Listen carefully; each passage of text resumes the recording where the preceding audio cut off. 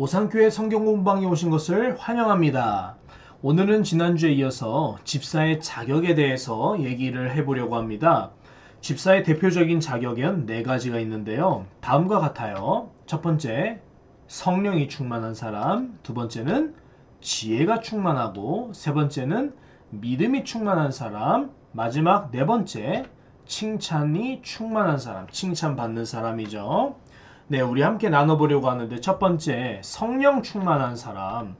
이 성령 충만은 무엇일까요? 성령님께서 주시는 감동으로 내 마음이 가득 찬 사람, 그거를 성령 충만한 사람이라고 하죠. 사람에겐 두 마음이 있어요. 하나님이 주시는 마음이 있고, 또는 세상으로부터 얻는 세상을 향한 나의 마음이 있습니다.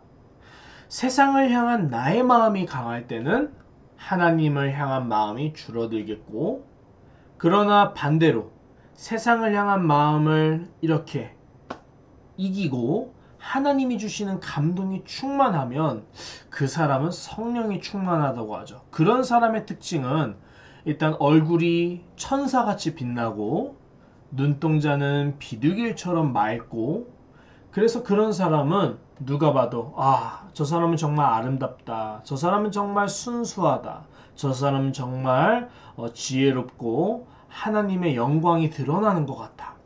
하나님을 안 믿는 사람들도 그런 성령 충만한 사람을 보면 마음의 평안을 얻고 나도 교회 가볼까? 이런 현상이 잘 발생하죠. 네, 그래서 이게 바로 성령 충만이고 그리스도인이 지향해야 될 모습이라고 볼 수 있습니다. 자, 이것이 성령 충만한 사람이고요. 두 번째, 지혜 충만은 무엇일까요? 여기서 지혜는요, 세상에 똑똑한 것이 아니에요. 세상의 학식이나 명예를 쫓는 것이 아닙니다. 예를 들어서 명문대학교를 나오고 좋은 직장에 다닐 정도로 똑똑하고 엘리트라고 해서 교회를 세우는 데 있어서 지혜가 충만한 것은 아닙니다. 오히려 그런 사람일수록 교만할 수도 있고요. 교회의 덕을 해칠 수도 있어요. 하나님이 기뻐하시는 지혜로운 사람은 누굴까요? 여기서 지혜는 교회 공동체를 하나님의 뜻으로 화목하게 세울 수 있는 능력, 지혜, 그것이 바로 여기서 말하는 지혜가 충만한 사람입니다. 예를 들어서 숫자 셈을 잘해요. 숫자 셈을 잘해도 교회에 대해서 아무런 유익을 끼치지 못한다면 그것이 무슨 소용이 있을까요? 그러나 똑같이 숫자 셈을 잘하지만 이것을 교회 회계를 맡아서 교회 재정 관리를 원활하게 하는데 잘 사용한다면 그 사람이야말로 지혜로운 사람이겠죠. 헌금을 걷어 모을 때, 헌금을 이렇게 모아서 할 때 사사로운 마음이 아니라 온 마음과 정성을 다해 하나님 보시기에 아름다운 마음으로 모으는 사람이라면 그 사람 또한 지혜로운 사람이겠죠. 청소를 잘하는 재능이 있어서 교회 청소 진두지휘를 잘 맡아서 교회가 정말 깨끗하게 유지될 수 있도록 할 수 있다면 그 사람 또한 지혜로운 사람이겠죠. 이렇게 지혜가 충만하다는 것은 결론입니다. 하나님께서 내게 주신 이 재능, 은사를 헛되게 세상을 향해서만 사용하는 것이 아니라 하나님의 나라를 위해서 주님의 몸된 교회에 유익하게 사용할 수 있는 그런 마음, 봉사의 마음이 가득한 것을 의미하는 거예요. 자, 세 번째로 믿음이 충만하다는 것은 무엇일까요? 믿음이 충만하다는 것은요, 내가 구원의 확신이 충만하다는 것을 말해요. 내가 예수님을 믿고 내가 구원을 받았다. 그러므로 나는 모든 죄가 다 사함을 받았고 하나님께서 나를 아들로 딸로 삼아 주신 것이 확실하다. 이런 구원의 확신이 충만한 것을 말해요. 그러나 그것으로 끝나는 것이 아닙니다. 구원의 확신만 충만할 뿐만이 아니라 내가 삶의 현장에서도 어떤 악조건에서도 흔들리지 않고 주님을 온전하게 믿을 수 있는 것, 주님을 어떤 상황에서도 신뢰하는 마음이 충만한 것, 이거를 두고 믿음이 충만한 사람이다 라고 하는 거예요. 내가 구원의 확신만 충만하고 내가 평상시에 주님을 신뢰하는 마음이 별로 없다면 그것은 믿음 충만하다고 하지 않습니다. 구원의 확신만이 아니라 내가 항상 주님을 의뢰하고 주님을 신뢰할 수 있는 그런 욥과 같은 사람, 다니엘 같은 사람, 그런 사람을 믿음이 충만한 사람이다 라고 하는 거예요. 자, 마지막으로 칭찬받는 사람, 즉 칭찬이 충만한 사람이죠. 이 사람은 누굴까요? 여러분도 아시겠지만 교회 안에서도 뿐만 아니라 교회 밖에 세상의 모든 사람들에게서도 칭찬을 듣는 사람을 두고 칭찬이 충만하다라고 하는 거예요. 그런데 사람들이 아니 어떻게 저런 사람이 교회 다닐 수 있어? 참나. 이런 말을 한다면 이건 칭찬받는 사람이 아니에요. 그러나 반대로 와, 저 사람 교회 다니더니 정말 빛이 난다 하고 칭찬을 받는다면 그 사람이야말로 칭찬받는 사람이라 할 수 있어요. 그럼 칭찬받는 사람의 특징이 뭘까요? 사람들 앞에서 성실한 사람이에요. 사람들에게 덕이 되는 사람이에요. 법 없이도 살 수 있는 정직한 사람이에요. 만약에 사람들에게 비난받는 사람을 집사로 세운다면 많은 사람들이 그 사람으로 인해서 교회에 오기를 꺼려할 거예요. 우리 사도 바울은 젊은 목회자였던 디모데에게 이렇게 말합니다. 집사를 세울 때 이러이러한 사람을 집사로 세워라 라고 말을 해요. 자, 그럼 우리가 이제부터 사도 바울이 디모데에게 말한 그 집사의 신앙생활은 어떠해야 되는지 우리가 살펴볼까요? 자, 사도 바울이 말한 집사의 모습은 무엇일까? 첫 번째, 집사는 정중해야 합니다. 네, 집사의 모습은 정중해야 됩니다. 그리스도의 향기가 풍겨야 되는 거죠. 두 번째, 집사는 일구이연하지 않아야 한다. 네, 일구이연하지 않는다라는 말은 한 말로 한 입술로 두 말을 하지 않는다. 앞에서 이렇고 뒤에서 다른 말. 앞에서는 당신을 사랑합니다. 뒤에서는 나 제가 싫어. 이렇게 뒷말하는 거 절대 하면 안 되겠어요. 세 번째, 집사님은 술에 임박이면 안 돼요. 술에 임박인다라는 것은 술에 매여 있다는 거예요. 술 없이는 밥을 못 먹고 모임에서 술 없이는 모임을 갖지 못하고 이렇게 술에 완전히 이렇게 매여 있는 것이죠. 성경은 술에 대해서 중립적인 자세를 견지합니다. 술은 좋은 점이 있고 나쁜 점이 있어요. 그런데 술은 그렇기 때문에 우리가 그리스도인으로서 어떻게 바라봐야 되는가? 항상 주의해서 좋은 곳에서 사용하고 나쁜 곳에선 사용하면 안 됩니다. 상황에 따라서 술을 잘 사용할 수 있는 그런 술에 의해서 좌지우지되는 게 아니라 내가 술을 컨트롤할 수 있는 그런 성숙한 사람이 돼야 돼요. 그래서 저는요, 특별히 어린아이들 앞에서는 절대 술을 마시지 말라고 권해요. 강력하게 권해요. 물론 명령은 아닙니다. 그것은 주님의 명령은 아니에요. 그러나 저는 그리스도인에게 강력하게 권고합니다. 어린아이들 앞에서 술을 마시는 모습을 보이지 말라라고 강하게 말씀드려요. 왜냐?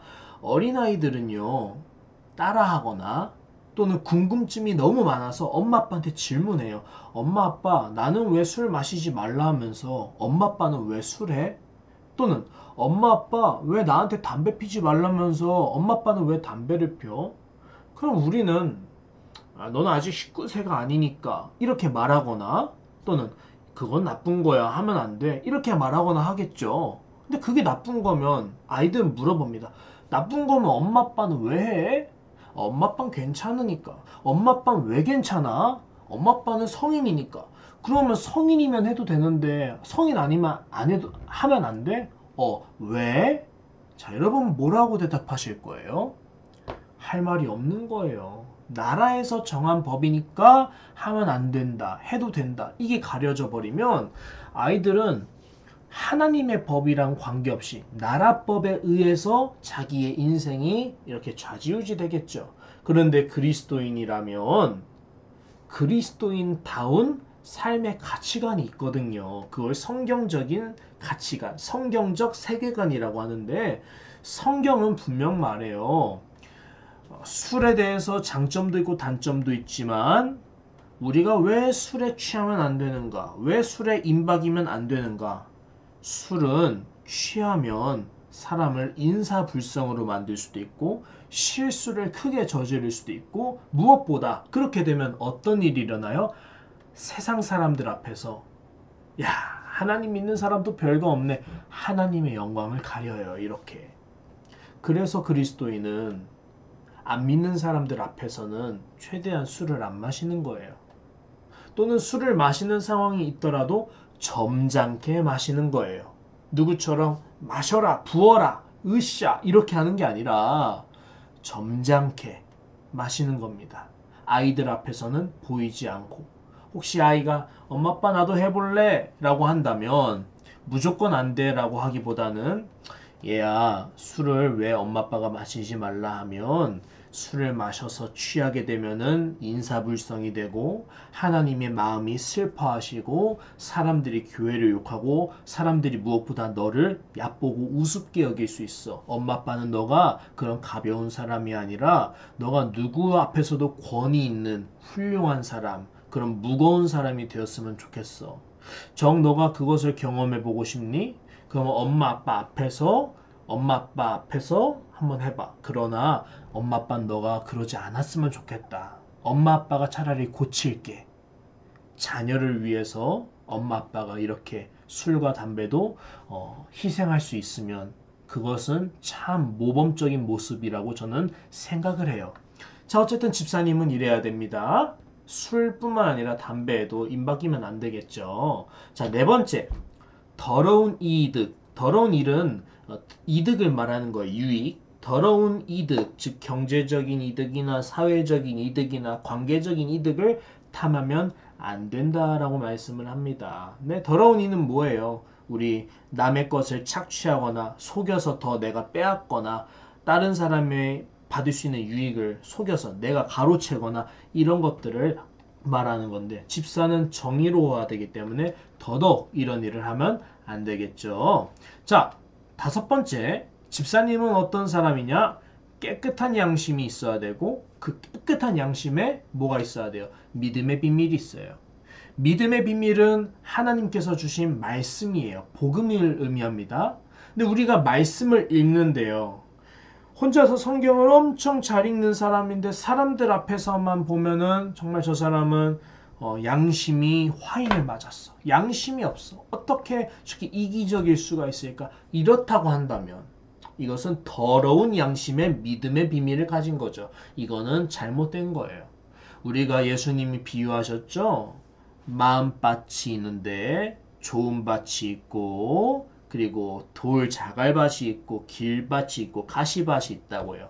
하나님의 말씀은 우리 마음에 심겨지긴 하는데 좋은 밭이 아니라면 다 열매를 맺지 못하지만 오직 좋은 밭에는 말씀이 뿌리가 내리고 줄기가 오르고 열매를 맺는다라고 말씀을 하셨잖아요. 그죠? 믿음의 비밀, 하나님의 말씀은 반드시 우리 깨끗한 마음, 좋은 마음밭에 심겨야만 합니다. 그러니까 집사는 양심이 깨끗해야 돼요. 자, 여섯 번째, 집사는 어떤 사람이에요? 시험해서 볼 때 책망할 것이 없어야 돼요. 누가 봐서 시험해봐도 이 사람은 흠이 없어. 집사로서 조건이 완벽해. 이렇게 책망할 것이 없어야 돼요. 완벽한 사람은 없죠. 그러나 여기서 책망할 것이 없어야 된다는 것은 앞에 말씀드린 이런 모습들 가운데 크게 책망할 것이 없는 그런 온전한 사람이어야 된다. 그러니까 집사의 기준이 낮아요, 높아요? 엄청 높은 거예요. 그러니까 초대교회에서도 그 수천 명의 사람이 회개해도 집사는 몇 명 세웠어요? 처음에 고작 7명 세웠어요. 집사는 이만큼 기준이 엄청 높죠. 자, 일곱 번째. 집사는 어떤 사람이에요? 남편으로서 아내와 가정을 잘 다스려야 되고 아내로서 남편을 잘 지도하고 가정을 잘 다스려야 돼요. 물론 성경에서는 남편이 중심이 되지만 그러나 그것은 그 시대 상황이 남자 중심적이었기 때문에 그렇게 썼고요. 실제로 오늘날에는 남편과 아내로서 동등하게 가정을 잘 다스려야 돼요. 그래서 우리 교단에서는 이제 안수 집사가 있고 서리 집사가 있어요. 이게 나눠요. 안수 집사는 항존직, 항상 존재해야 되는 교회 근본직이라 해서 안수 집사 항존직이고요. 서리 집사는 임시직, 성경에는 없지만 그래도 임시로 필요하기 때문에 세운 그런 교회가 세운 이제 전통으로 나온 서리 집사라고 해요. 그런데 서리 집사는 남자는 그러니까 다 안수 집사죠. 안수 집사는 다 남자예요. 성경이 남자를 집사라고 하라고 했다라는 이유 때문에 안수 집사는 남자에게만 줘요. 그런데 이거는 제 사견이지만 저는 그것은 그 시대 상황에 그랬고 지금 볼 때 성경적으로 제가 볼 때는 남자와 여자 모두 항존직 안수 집사가 될 수 있다라고 생각을 해요. 그래서 어쨌든 이건 교단 차원에서 좀 다를 수 있지만 저 같은 의견을 가진 목사님들도 많고 하니까 이거는 여기까지만 킵해둘게요. 이것 때문에 여러분 혹시 혼동이 생긴다면은 이런 의견도 있을 수 있구나라고 여러분이 받으시면 돼요. 그래서 저는 우리 오산교회 지금 여자 집사님들이 다 서리 집사님이시잖아요. 우리 교단법으로는. 근데 저는 그렇게 낮게 생각하지 않아요. 서리 집사라고 해서 이제 안수 집사보다 못하다라고 생각하지 않고요. 사실 이 구분이 필요 없다라고 생각해요. 똑같은 안수 집사고 똑같은 주의 교회를 세우는 주님의 충성스러운 신자들, 그러니까 집사님들이라고 생각을 해요. 저 또한 그런 목회자가 되고자 노력을 하고 있고요. 자, 어쨌든 집사님은 가정을 잘 다스리는 부모님이 돼야 되는 거예요. 부모님. 그렇기 때문에 누구에게 모범이 돼야 돼요? 당연히 그죠? 자녀분들께 모범이 돼야 되고 자녀분들에게 노엽게 하면 안 되고 자녀분들이 믿음을 가지고 잘 성장할 수 있도록 믿음의 모범을 잘 보여주셔야 집사님이 될 수 있어요. 자, 집사님은 여덟 번째 정숙해야 돼요. 정숙하다라는 말은 뭐 말씀드리지 않아도 다 아실 거예요. 정말 잠잠하고 정숙하고 신중하고 사람들 앞에서 입이 무겁고 그래야 돼요. 그러니까 1, 2, 3, 4, 5, 6, 7의 요약본이 8번 정숙해야 된다겠죠. 네, 또 있어요. 아홉 번째 다른 사람 모함하지 않아야 된다. 당연하죠. 열 번째 스스로 절제할 줄 알아야 한다. 그죠? 그냥 내가 하고 싶다 해서 다 하면 안 되죠. 그러니까 결국 어른다워야 된다 이 말 하는 거예요. 11번째 모든 일에 충성해야 된다. 네. 모든 일에 충성해야 된다. 여기서 모든 일은 뭘까요? 교회 일만 말하는 게 아니라요. 세상의 모든 일을 말하는 거예요. 교회에서만 열심히고 집에서는 뭐 가정을 돌보지 않으면 이게 어떻게 모든 일에 충성한다라고 할 수 있겠어요? 어렵죠. 그래서 부부가 서로 도와줘야 되는 것 같아요. 아내가 힘들게 일해서 집에 들어왔으면 남편도 힘들게 일해도 아내도 나랑 똑같이 일했으니까 남편도 설거지하고 청소기 돌리고 내가 설거지에 재능이 없다, 내가 요리에 재능이 없다 하면 내가 마당 일도 하고 집안 일도 하고 쓰레기도 비우고 이렇게 남녀, 부부가 서로 도와줘서 가정이 잘 회복돼야 돼요. 가정만 잘 돌보면 안 되겠죠. 내가 다니고 있는 직장에서도 내가 충성을 해야겠죠. 누구에게 하듯이? 주께 하듯 하듯이. 내가 사람에게 충성해서 열심히 하는 게 아니라 지금 사람의 눈으로는 보이지 않아도 분명히 나를 보고 계시고 있는 하나님 앞에서 내가 그리스도인으로서 향기를 내기 위해 최선을 다하는 것. 그거를 호람데오 정신, 하나님 앞에서라고 하죠. 모든 일에 이렇게 충성해야 됩니다. 자, 어쨌든 집사의 자격을 이렇게 보니까 집사의 신앙생활을 보니까 어때요? 그리스도의 향기를 풍겨야 된다가 결론이겠죠. 우리 집사님들 이렇게 집사라는 직분은요 기준이 높아요. 그만큼 책임이 높은 만큼 권위도 높고 영광스러운 직분이에요. 집사는 참 영광스러운 직분이다. 그러니까 우리 오산교회 집사님들 여러분이 얼마나 영광스러운 사람들인 것을 꼭 기억하시길 바래요. 자, 이제 마지막으로 나아갈 것은 그럼 집사님은 뭘 해야 될까? 집사님이 목사님과 장로님과 권사님처럼 권위가 있고 영광스러운 직분이라고 한다면 이 집사님은 무엇을 해야 될까? 자, 돌아와서 초대교회 사도들이 집사를 세웠을 때 왜 세웠어요?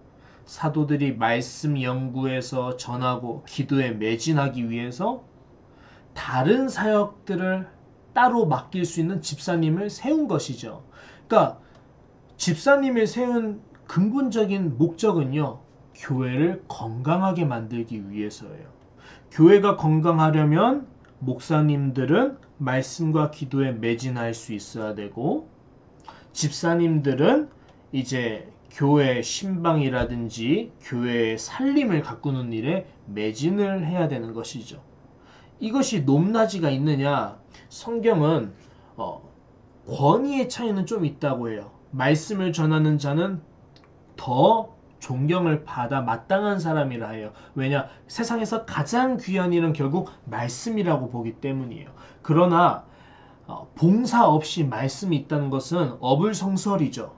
그러니까 목사가 설교하는 일이나 집사님이 신방하고 교회 살림을 가꾸는 일이나 동일한 섬김이고 봉사의 영역만 다를 뿐이지 다 교회를 건강하게 하는 일이라는 것은 그냥 불문이 백여의견인 거예요. 당연한 거예요. 그래서 우리 장로교, 예수교 장로회 헌법은요, 이 집사님의 직무를 이렇게 서술해요. 자, 같이 읽어볼까요? 집사의 직무는 목사와 장로가 합력하여서 빈핍하고 공궁한 자를 권고하고 환자와 갇힌 자와 과부와 고아와 모든 환난당한 자를 위문하되 당회, 즉 교회의 치리회죠. 당회 감독 아래에서 행하며, 그러니까 목사님과 장로님들의 회의 아래에서 순종하며 교회에서 수금한 헌금이죠. 구제비와 일반 재정을 수납 지출한다라고 잘 적어놨어요. 자, 여기서 할 수 있는 거 첫 번째, 집사님의 이런 사역에 있어서 두 가지 원리. 첫 번째, 하나는 목사님과 합력하는 거예요. 여기 보면 당회 감독 아래에서 행하며 라는 것이 그걸 의미하는 거예요. 집사님은요, 집사님의 사역을 하는 게 아니라 사실 목사님이 지향하는 목회 비전 아래에서 협력하는 거예요. 합력하는 거예요. 그래서 집사님은 무엇을 하든지 항상 그 교회 담임 목사님이 지향하고 있는 목회 비전을 바로 알고 있어야 되고 그 목회 비전에 참여해야 돼요. 그래서 제가 최근에 그 교회에 견학 갔을 때 그 교회 목사님이 그러시더라고요. 목회자의 목회 철학은 그 전문가는 목회자다. 목사가 신학교 나왔고 목사가 신학 배웠고 목사가 교회를 어떻게 세워야 되는지 배운 전문가다. 그렇기 때문에 이 전문 영역을 비전문가와 함께 논의하는 것은 어불성설이다라는 거예요. 그래서 여러분, 교회에 대해서 목회 비전, 그 교회 목회관에 대해서는 집사님은 목사님에게 어떻게 조언은 할 수 있지만 그 부분을 바꿀 수는 없어요. 반대가 돼야죠. 집사님이 목사님에게 영향을 받아야 되고 집사님이 목사님에게 협력하고 합동해야 되는 거예요. 그게 교회 질서고 교회가 목회가 어떻게 해야 되는지 돌아가는 영역이다라는 것을 여러분 꼭 알고 계시길 바라요. 그래서 교회에 집사님의 사역이라 할 수 있는 모든 재정과 행정 사역은요, 목회자가 생각하는 목회 비전에 합당이 맞아야 돼요. 목회를 지원하는 방향이 돼야 된다, 이 얘기입니다. 자, 어쨌든 첫 번째, 집사님의 사역은 목사님과 합력하는 거예요. 그럼 두 번째는 뭘까요? 다른 하나, 교회 당회 아래에서 집사의 직무가 이루어진다라는 것은요, 이런 거예요.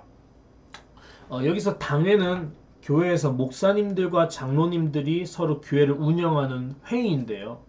우리 오산교회는 장로님이 안 계시니까 교회 운영위원회의 의결, 그러니까 교회 집사님도 함께하는 교회 운영위원회의 의결이랑 목회자의 지도 아래에서 질서 있게 수행돼야 되는 거예요. 자, 이게 두 번째인 거예요. 첫 번째는 목사님과 합력하는 건데 두 번째는 당회와 합력을 해야 되는 거예요. 어쨌든 이렇게 교회에서 목사님은 말씀과 기도 사역에 전무해야 되고 장로님은 교회와 성도들을 돌보고 목사님과 협의해서 사역해야 되고 그래서 권사님은 젊은 집사님들의 모범이 돼서 기도하고 위문하고 이게 신방해야 되고 우리 집사님은 재정을 맡아서 질서를 따라 교회 재정과 살림을 깨끗하고 정확하게 관리해야 되는 거예요. 자, 그렇다면 교회를 건강하게 세우기 위해서 우리 집사님들께서 감당해야 될 직무가 무엇인지 그것에 대해서 우리가 잠시 나눠보겠습니다. 첫 번째, 헌금을 잘 관리해야 돼요. 교회의 재정은 뭐예요? 헌금이죠. 성도님들이 정말 열심히 일하셔서 낸 헌금이기 때문에 이 헌금을 관리하는 집사의 직분은 이야말로 이 삶의 설교와도 같은 거예요. 목사님은 말씀의 설교를 하지만 우리 집사님들은 재정을 통해 삶의 설교를 한다라고 보시면 돼요. 목사님이 강단에서 주의 말씀을 받드는 것처럼 우리 집사님들은 재정에서 하나님께 드린 헌금을 받들어야 돼요. 그러니까 헌금을 받든다기보단 헌금을 관리해야 된다라고 하는 거예요. 자, 두 번째, 집사님은 뭘 해야 되느냐? 구제사역을 하시는 거죠. 구제사역, 즉 형편이 어려운 사람들을 찾아가서 신방을 하고 그들을 살피고 위로하며 돌봐줘야 돼요. 지금은 제가 신방을 하고 있지만 저는 언젠가 우리 오산교회 신방이 저 말고도 우리 집사님들께서도 서로 신방을 했으면 좋겠어요. 꼭 여전도 회장님처럼 직분이 엄청 무겁거나 또는 순장님들처럼 교회에서 거의 리더의 역할을 하는 지도자 역할을 하는 집사님들만 신방해야 된다라고 보지 않아요. 집사라는 직분 자체가 높은 거예요. 집사라는 직분 자체가 권위가 있고 능력이 있고 사람들의 성도들 가운데 모범이 되는 거예요. 그래서 저는 집사님들 모두가 서로 신방하고 돌보고 도와주었으면 좋겠어요. 자, 어쨌든 오늘 이렇게 집사의 직분에 대해서, 집사의 사역에 대해서 나눠봤는데 어떠셨나요? 집사가 어떤 사람인지, 집사가 어떤 존재인지 이제 좀 아시겠죠? 우리가 다음에는 이제 집사에 대해서 또 다른 이야기를 나누려고 해요. 자, 오늘 우리 성도님들 함께 공부해 주셔서 감사하고요. 우리 오산교회 뿐만 아니라 모든 교회 성도님들이 아름다운 집사님을 세워가는 교회가 되었으면, 성경적인 교회가 되었으면 좋겠습니다. 감사합니다.